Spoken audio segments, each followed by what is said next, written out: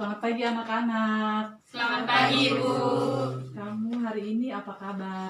Baik, Ibu. Ya, sebelum kita memulai pelajaran, kita berdoa terlebih dahulu. Ada yang bisa bantu Ibu untuk berdoa? Saya, Ibu. Ya, silakan. Nama siapa? Vera. Silakan, Nama. Baik, selamat pagi, Ibu. Selamat pagi, teman-teman. Marilah kita siapkan hati dan batin kita untuk berdoa. Berdoa menurut agama dan keyakinan kita masing-masing. Berdoa mulai.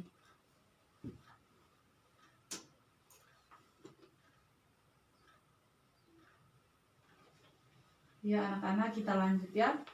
Sebelum Ibu absen, Ibu terlebih dahulu memperkenalkan diri. Nama Ibu Clara Bandung Koten, kamu bisa panggil Ibu Lala. Ibu kuliah di Universitas Nusa Cendana, jurusan Pendidikan Sejarah semester 7. Sudah? Atau ada yang bertanya? Ya, sebelum. Status, Ibu. Oh, status Ibu mahasiswa. Asal Ibu. Asal dari Larantuka. Di sini ada yang dari Larantuka. Saya, Ibu. Oh iya. Ya, Ibu absen dulu ya. Lucia Inalipa Solodo Makin. Ada Ibu. Keriwatipa. Ada Ibu. Asal? Oke. Tresia Eka. Ada Ibu. Asal dari mana? Boros Mamere Ibu. Wasti Selan. Ada Ibu. Asal dari? Dari Soe Ibu. Ano Naikteas. Ada Ibu. Asal dari mana? Dari Keva. Alex Spontan. Ada Ibu. Asal dari mana? Dari Alor. Oh iya, kita manis. Safiriana Hayong. Ada Ibu. Asal? Oh iya, Larantuka. Oh, Larantuka, itu tahu. Maria Prima de Ventileo. Ibu. Ya, sebelum memulai pelajaran, di sini ada yang masih ingat pelajaran sebelumnya? Anak-anak, ada yang masih ingat? Anak-anak, ada yang masih ingat pelajaran minggu lalu? Tidak ingat ya? Ya, minggu lalu kita belajar tentang hasil-hasil kebudayaan pada masa Praaksara. Di sini ada yang tahu hasil kebudayaan pada masa Praaksara? Saya Ibu. Silakan. Hasil kebudayaan pada masa Praaksara terdapat 5 kebudayaan. Yang pertama kebudayaan Ngandong, yang kedua kebudayaan Pacitan, yang ketiga kebudayaan Mesolitikum, yang keempat kebudayaan Megalitikum, dan yang kelima kebudayaan Neolitikum. Ada yang tahu contohnya? Aduh, Nona tidak usah main HP ya. Kita sementara pelajaran. Ada Ibu. Silakan. Ini contoh-contoh hasil kebudayaan masa Praaksara itu 1. Ada kapak genggam, ada menhir, dolmen, pundan barundak-undak. Itu Ibu. Ya, terima kasih. Ya, hari ini kita belajar tentang teori masuknya agama dan kebudayaan Hindu-Buddha di Indonesia. Ada yang pernah dengar agama Hindu, agama Buddha? Pernah, Ibu. Coba bisa jelaskan Ibu sedikit.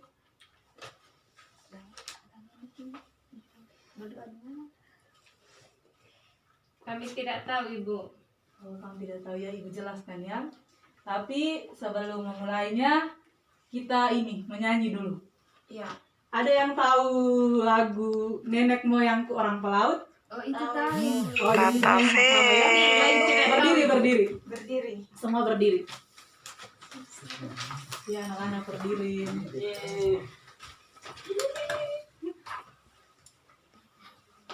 Ada yang bisa angkat? Angkat apa Ibu? Angkat lagu maksudnya. Oh iya. Lagu silakan. apa, Ibu? Nenek Moyangku Orang Pelaut. Nenek moyangku orang pelaut, dengan mengarung luas samudra, menerjang ombak, tiada takut, menempuh badai, sudah biasa, angin bertiup, layar berkembang, ombak menadang di tepi pantai, pemuda berani bangkit sekarang, pelaut kita beramai-ramai. Oh, sudah. Terima kasih, silakan duduk. Jadi arti ini lagu ini menceritakan kalau nenek moyang bangsa Indonesia itu datang ke Indonesia berawal dari perdagangan, perlayaran. Makanya mereka bisa sampai ke Indonesia. Ya, kita lanjut. Yang pertama, sumber sejarah Indonesia. Sumber sejarah Indonesia ada yang tahu di sini? Tidak. Oh, seperti prasasti, kronik, catatan perjalanan, kitab Sutasoma, Ramayana. Terus sumber lain tuh seperti arca dan candi.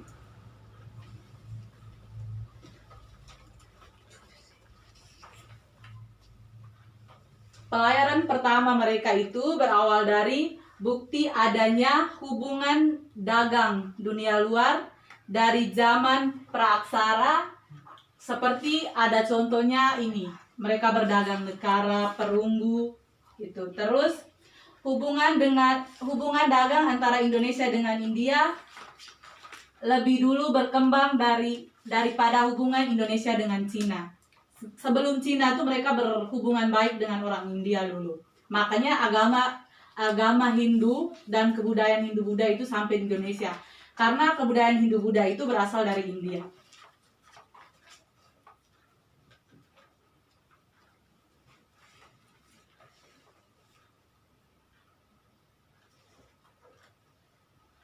Yang berikut, pengaruh kebudayaan India terhadap kebudayaan Nusantara.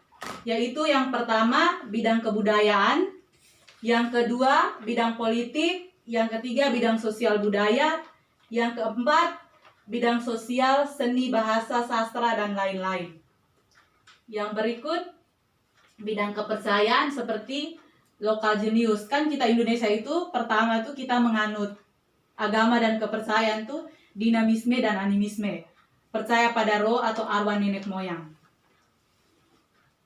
Terus bidang politik yang dimiliki Nusantara sebelum pengaruh kebudayaan Hindu-Buddha adalah masyarakat Nusantara dalam cakupan wilayah tertentu memiliki kepala suku. Terus yang berikut, bidang bahasa dan sastra. Bidang bahasa seperti adanya kitab suci Negara Kartagama. Bisa simpan HP, Nona? Bisa, Ibu. Negara Kartagama karangan Empu Prapanca.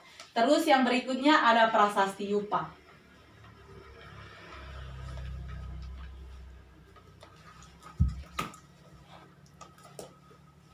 Di sini ada 5 teori tentang masuknya agama dan kebudayaan Hindu-Buddha.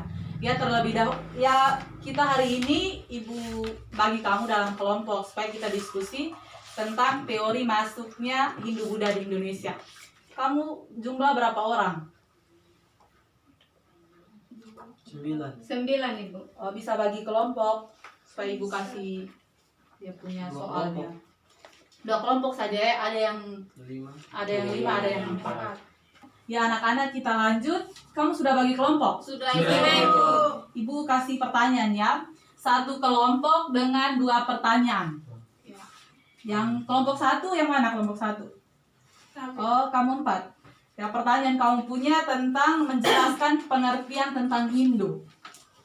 Pengertian tentang Hindu. Pertanyaan pertama, pengertian tentang Hindu.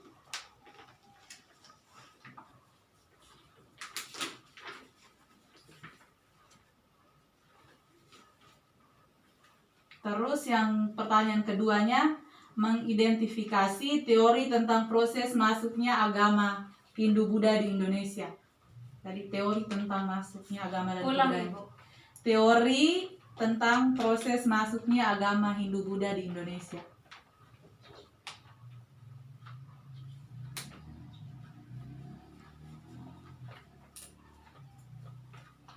Sudah? Sudah?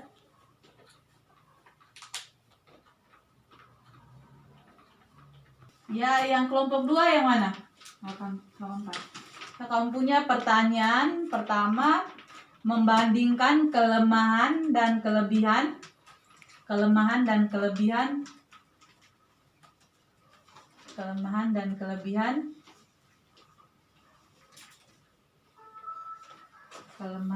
kelebihan dari masing-masing teori.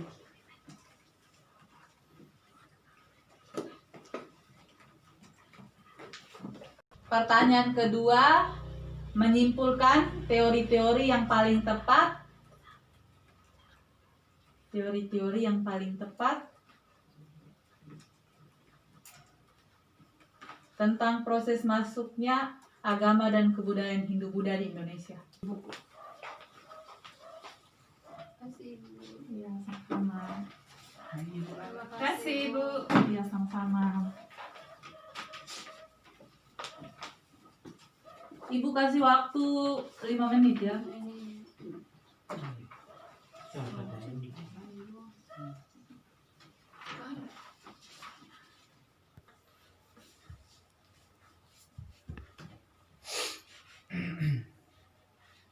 Sudah ke anak-anak? Belum, Belum, Ibu. Oh, ya, Sedikit lagi, Bu. Sedikit lagi ya.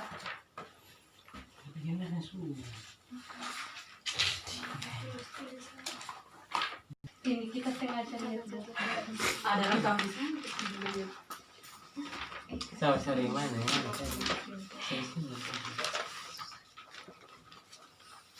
Kita punya Pertanyaan pembahasan tentang apa tuh? kelebihan dan Kelebihan, kelemahan dari kelemahan. masing-masing teori. Kelebihan satu itu.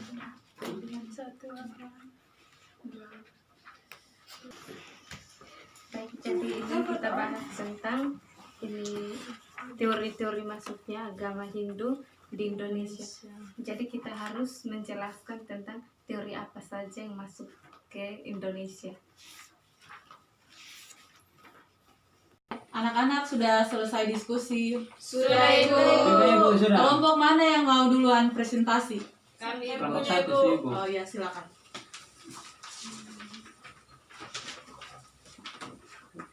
Punya mata di laptop sudah. Ya, berdiri di sini. Baik, terima kasih atas waktu dan kesempatan yang diberikan kepada kelompok kami untuk menjelaskan kembali tentang pengertian tentang Hindu dan mengidentifikasi teori proses masuknya agama Hindu di Indonesia. Pertumbuhan agama Hindu tidak pernah terlepas dari bangsa Arya atau berkulit putih, badan tinggi, dan mancung. Bangsa ini termasuk ras Indo-Jerman dari Asia Tengah yang hidup mengembara. Melalui celah Kalber, bangsa Arya masuk ke India. Bangsa Arya menetap di Punjab dan berbaur dengan penduduk asli bangsa Dravida atau berkulit gelap dan hidung pesek. Bangsa mempunyai kepercayaan politeisme, yaitu memuja banyak dewa. Dewa yang dipuja itu Trimurti, adalah 3 dewa utama bangsa Hindu, yaitu Dewa Brahmana, Dewa Wisnu, dan Dewa Siwa. Yang kedua itu teori tentang proses masuknya agama Hindu, yaitu teori Brahmana, teori Ksatria, teori Waisa, teori Sutra, dan teori arus balik. Sekian dan terima kasih. Ya, terima kasih. Mantap, mantap. Ya, kelompok berikutnya. Silakan.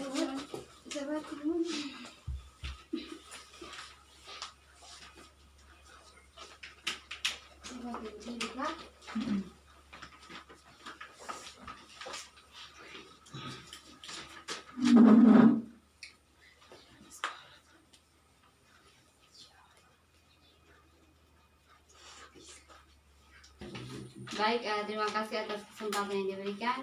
Di sini kami dari kelompok 2 akan menjelaskan mengenai yang pertama, kelebihan dan kelemahan dari masing-masing teori. Yang pertama yaitu kelebihan teori Brahmana, yaitu diantaranya agama Hindu adalah milik kaum Brahmana. Yang kedua, para sasti Nusantara yang pertama menggunakan bahasa Sanskerta. Dan yang ketiga, upacara penobatan kepala suku di Nusantara dilakukan oleh Brahmana. Dan yang keempat, ketika menobatkan raja, kaum Brahmana pasti membawa kitab Veda ke Nusantara. Dan yang berikutnya, raja juga meminta Brahmana untuk mengajar di lingkungan istananya. Dan yang terakhir, koloni India dari Malaysia dan pantai timur Sumatera yang banyak ditempati oleh orang-orang Keling dari India Selatan. Yang berikut kelemahan teori Brahmana. Yang pertama, bahasa Sanskerta merupakan hal yang sangat sulit. Dan yang kedua yaitu seorang Brahmana dilarang untuk menyeberangi lautan, apalagi meninggalkan tanah airnya.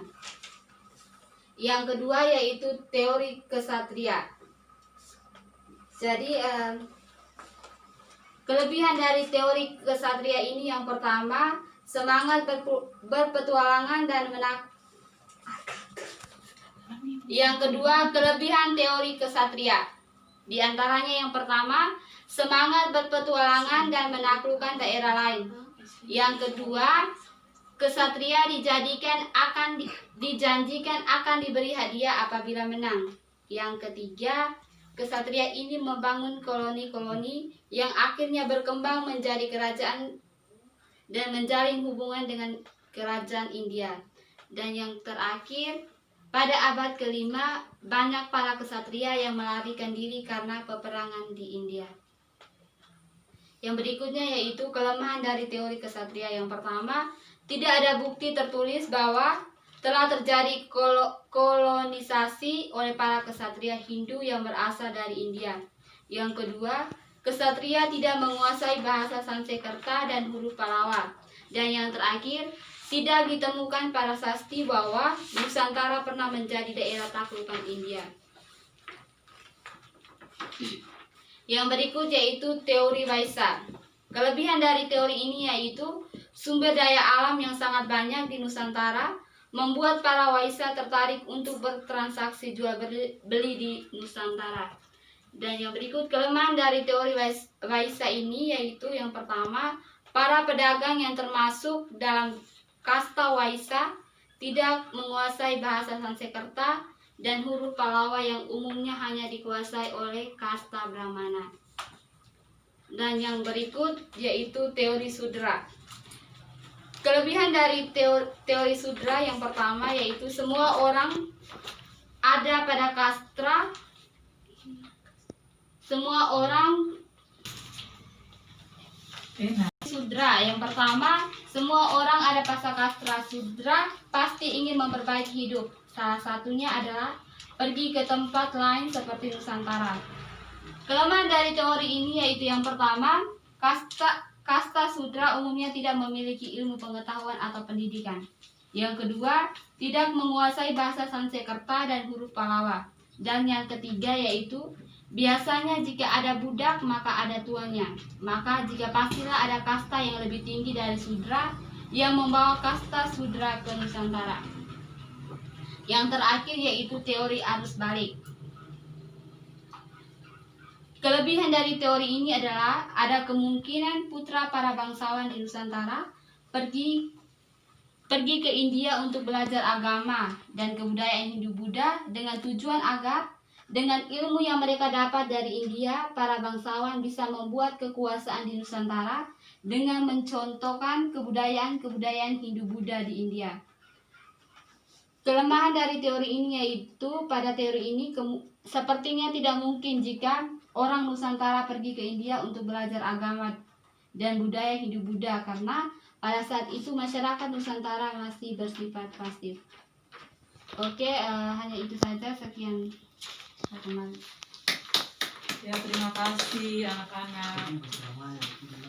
Ya, tugas hasil diskusi bisa dikumpulkan. Baik Ibu. Ya, kelompok 1 hasil diskusinya bisa dikumpul.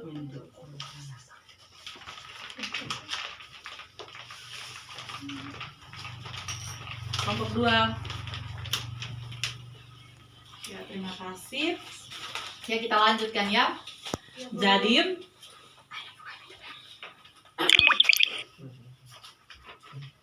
agama Hindu itu pertama kali datang di Indonesia itu sebenarnya Hindu itu bukan agama, tapi suatu kepercayaan. Ya anak-anak, kamu kan sudah selesai diskusi.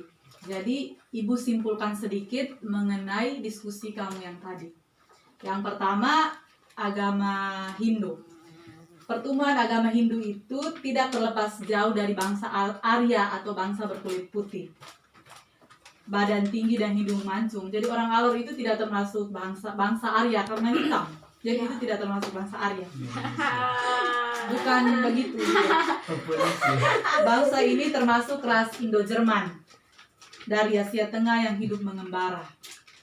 Melalui Selat Khaybar, bangsa Arya masuk ke India.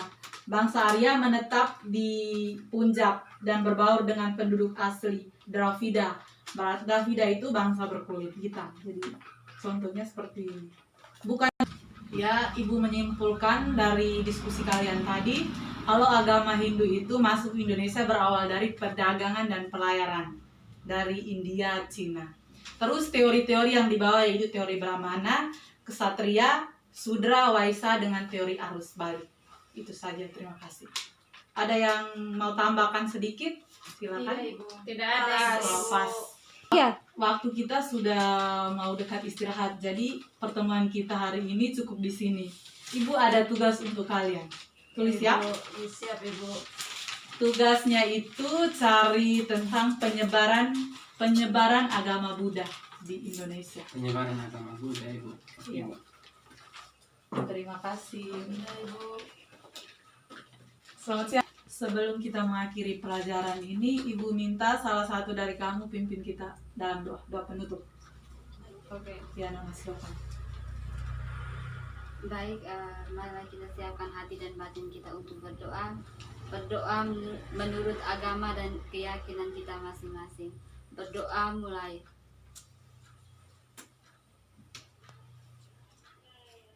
Berdoa selesai. Selamat siang anak-anak. Sampai Selamat ketemu siang Ibu. minggu depan. Iya Ibu. Bye-bye Ibu, cantik. Ya, anak-anak. Buat-buat ya. Tutup pintu kan. Apa sayangku?